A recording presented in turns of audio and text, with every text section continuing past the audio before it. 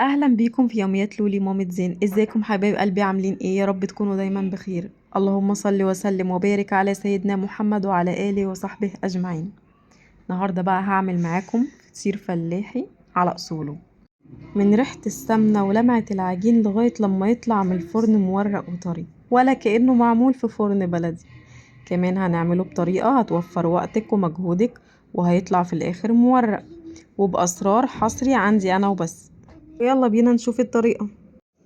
عندنا كيلو دقيق منخول كويس جدا، ادينا له ذرة ملح، ادينا له معلقتين سكر، هو السكر على حسب ما تحبه بس الافضل معلقتين. ونبتدي بقى نعجنه كويس جدا بالمية.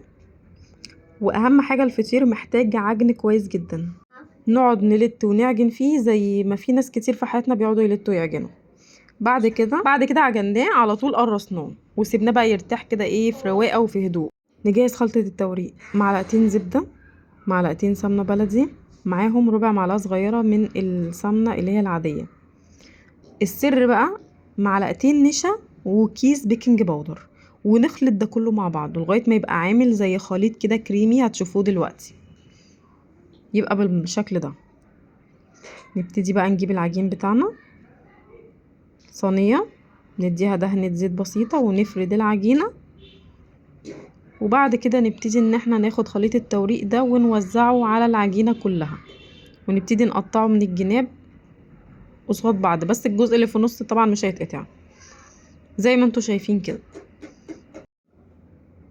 بعد كده بنبتدي ان احنا نضم الاطراف على بعض وناخدها لقدام. للاسف يا جماعة الكاميرا فصلت مني في الوقت اللي انا كنت بعمل فيه توريق الفطير، فاحنا بنضم الاطراف على بعض وناخدها لقدام، وناخد الاتنين اللي بعديهم نضمهم وناخدها نرحلها على اللي قدامها، وهكذا.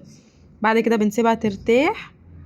بعد ما ارتاحت بقى العجينة بتبتدي بقى تتشكل معاكي بكل سهولة. صاج مدهون فيه حتة سمنة، ونبتدي نفرد العجينة كويس جدا وندخلها فرن سخن على اعلى درجة حرارة، فاتحين الشواية وفاتحين من تحت، ياخد الوش التمام نخرجها وكلوا احلى فطير بكل سهولة. والله ما خد مني وقت خالص يا جماعة، منتهى السهولة. لو عجبك الفيديو ما تنسيش تعملي لايك وتشتركي في القناة، واشوفكم في وصفة جاية.